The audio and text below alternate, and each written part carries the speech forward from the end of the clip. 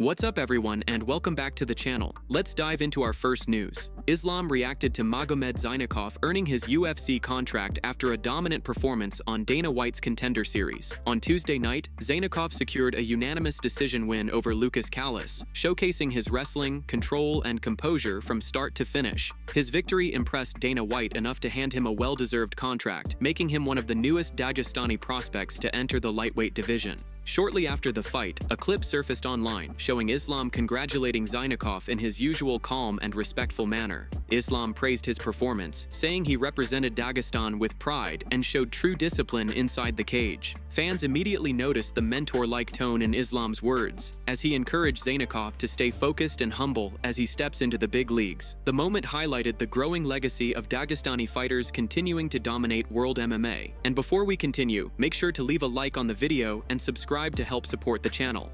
Moving on to another news, Dan Hooker goes off on Arman ahead of their highly anticipated clash. Considering the tension that's been building between the two ever since their fight was first discussed, it's no surprise that Hooker decided to unload on the top-ranked contender during his appearance on the Ariel Helwani show this week. Hooker didn't hold back, taking direct shots at Arman's background and training expenses. He said, "His daddy can pay for the best strength and conditioning coach. I've seen him come out and say he spent 100 grand on training camp and then pulled out. Bro, what? He should win the amount of money that he puts into these things." Hooker laughed it off, adding, "I drive 5 minutes down the road to City kickboxing and punch my mates.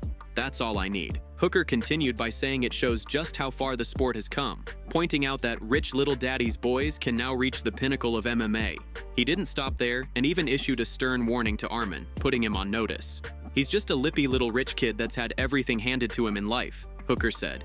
"He doesn't need the money from these UFC fights. He does this for attention and likes.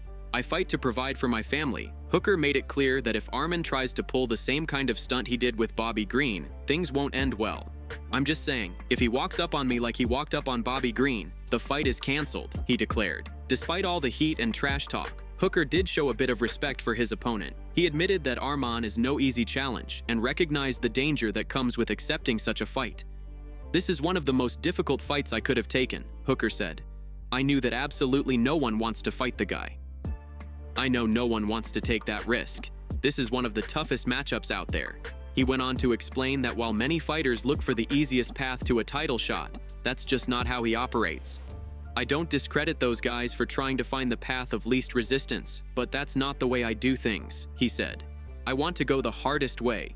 With both fighters eyeing a future title shot, the stakes for this matchup couldn't be higher, and tensions continue to rise as fight night approaches. Moving on to another news, Carlos Ulberg has responded to Jiří Procházka's recent comments ahead of his fight with Khalil Rountree this weekend. Earlier in the week, Jiri accused Olberg of turning down a fight with him, claiming the New Zealand contender wasn't ready to step up. The comments quickly caught fire among MMA fans, especially with both men sitting near the top of the light heavyweight division. However, Olberg has now fired back, setting the record straight on what actually happened.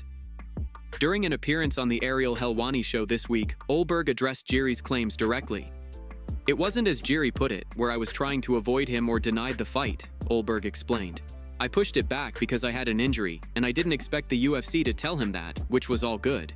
I had an injury and asked if we could move the fight to November, because that would give me enough time to rehab and get back fully healthy." Olberg went on to say that considering the danger that comes with facing someone like Jiri, his team needed time to prepare properly. "It's a dangerous fight, and we had to do a lot of thinking before taking it. We wanted to push it to November so everything could line up perfectly," he added.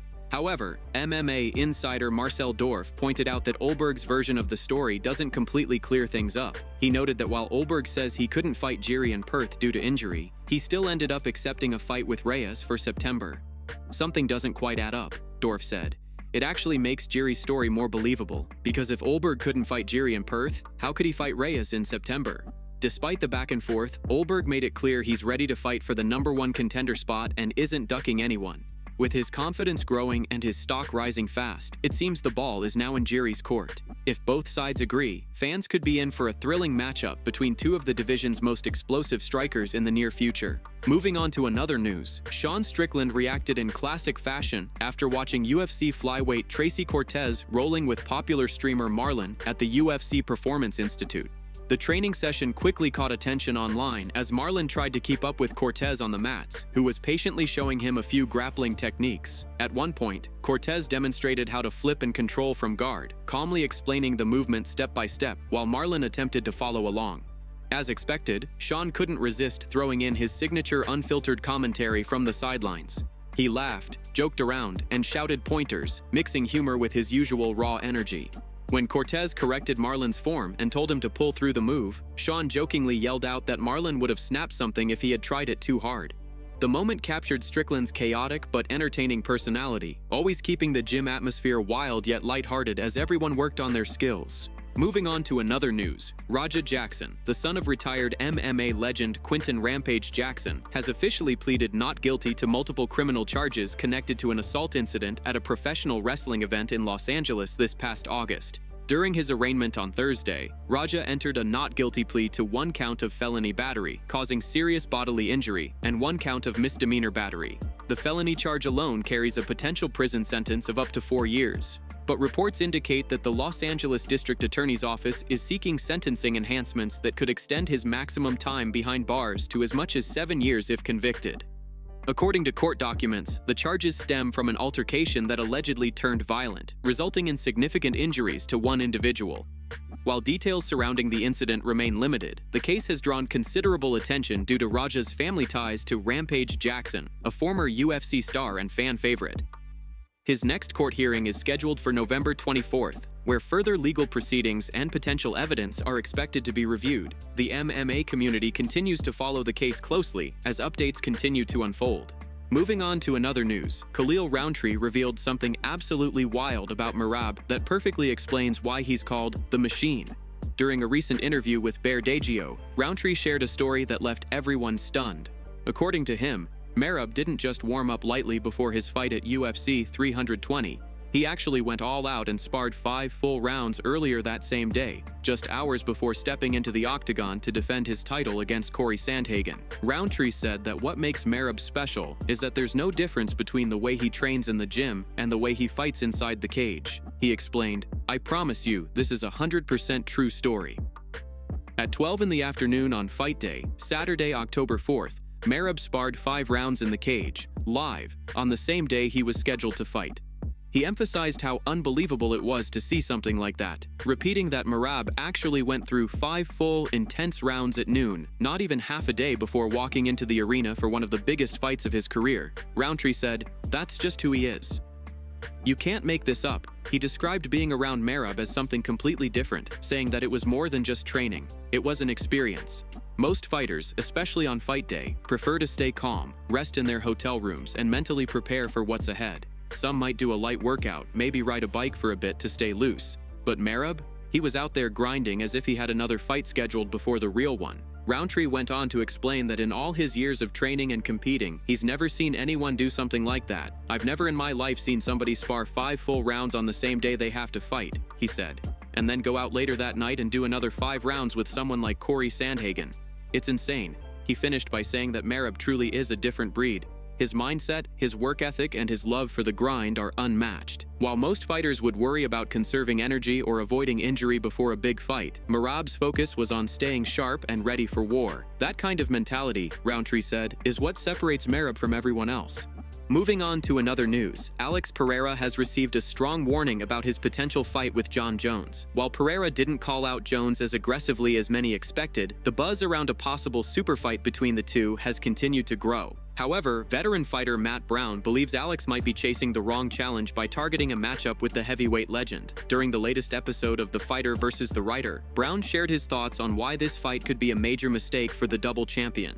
He explained, "What Alex and Jon are going to do is create a ridiculous buildup where everybody's going to be pumped. There'll be people betting on Alex, just like there were people betting on Conor when he fought Floyd. Everyone was saying, 'Oh yeah, Conor's got a chance.'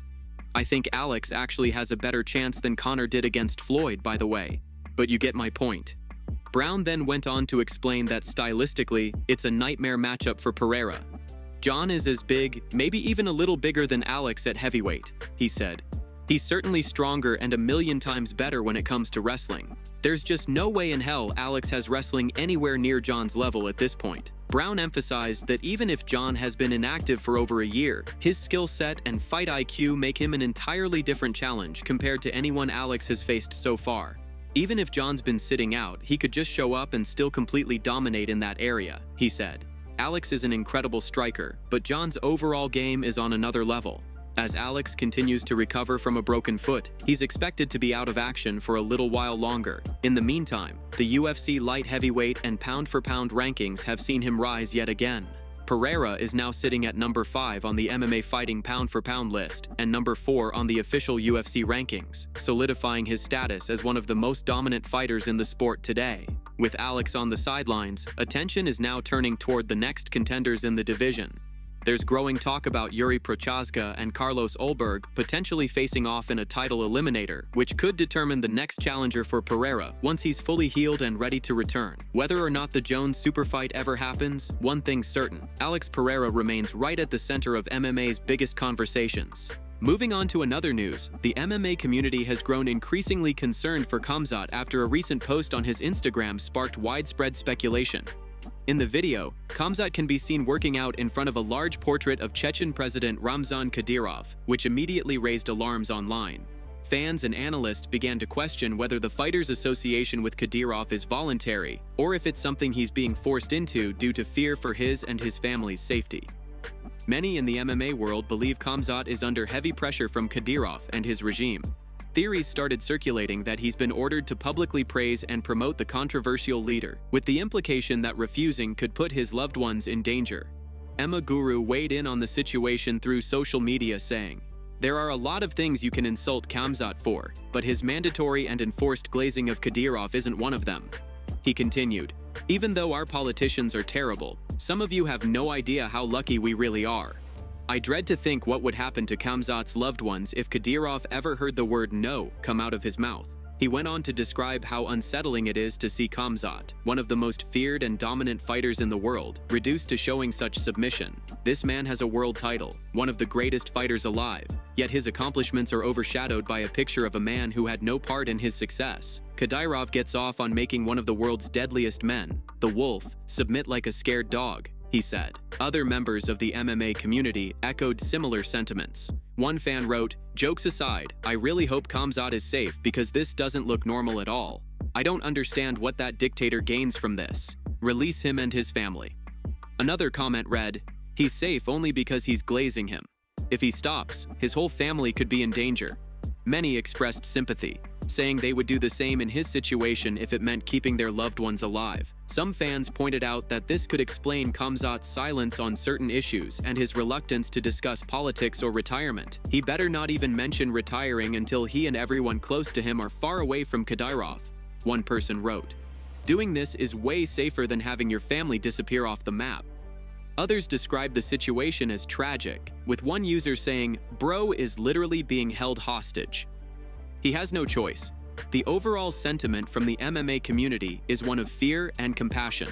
While some believe the situation might be exaggerated, most agree that something feels off. The way Khamzat is constantly shown in photos and videos alongside Kadyrov has created the perception that he's not entirely free to act on his own terms. For now, fans are just hoping that Khamzat is safe and that the people closest to him remain out of harm's way. Moving on to another news. Former UFC champion Demetrious Johnson made headlines after calling out Dillon Danis over his bold claims about being able to beat some of the biggest names in MMA. During a recent interview, Danis confidently said he could take out nearly every current UFC champion, including Islam, Khamzat, and even former heavyweight king Jon Jones. His comments immediately raised eyebrows across the MMA world, and Demetrious wasn't having any of it. As Danis went on about his supposed dominance, Johnson interrupted him, asking what made him believe he could beat fighters like Khamzat. Danis doubled down, saying he truly believed he could defeat anyone in the UFC. Laughing, Demetrious shook his head and replied, "He would ragdoll you. You want to bet?" Danis quickly responded, "I would bet every dollar in my bank account against your bank account that I'd beat his ass." Johnson smirked and decided to take things further, saying, "All right then, just for the spite of how confident you are, I'll throw $10,000 on Khamzat." Danis didn't hesitate, saying he'd even go higher. "No, actually, maybe I'll start with 50 grand against 50 grand, he said, trying to sound serious. Johnson fired back, "50K versus 50K? Well, first, you got to actually make it there. Danis nodded and said, "Trust me, I'll make it there. When you believe in yourself as much as I do, you'll get there." Johnson chuckled, amused by the confidence, but made it clear he wasn't convinced at all. The conversation then shifted to fight analysis, with Demetrious explaining how tough Khamzat really is. He said, "Look at Durinho. The way he fought Khamzat is the only way to beat him. You have to have great jiu-jitsu. You can't just turtle up and go against the fence, or you'll get pinned there all day. You have to play guard against him." Johnson went on to say that no one in the current division really has the kind of ground game needed to deal with Khamzat's relentless wrestling. The only person that might have a chance is RDR because he has good jiu-jitsu, he added. Still, Danis wasn't backing down. He smiled and said, "It would be an easy fight for me. I'd submit him off my back easily." His words drew laughter from the hosts and disbelief from viewers online. Fans called the exchange one of the most delusional moments in recent MMA interviews. Johnson, however, stood firm on his stance, confident that Khamzat would ragdoll Danis if they ever met inside the cage. That's it from MMA Pulse News. Thanks for watching. Don't forget to leave a like and subscribe for daily MMA news.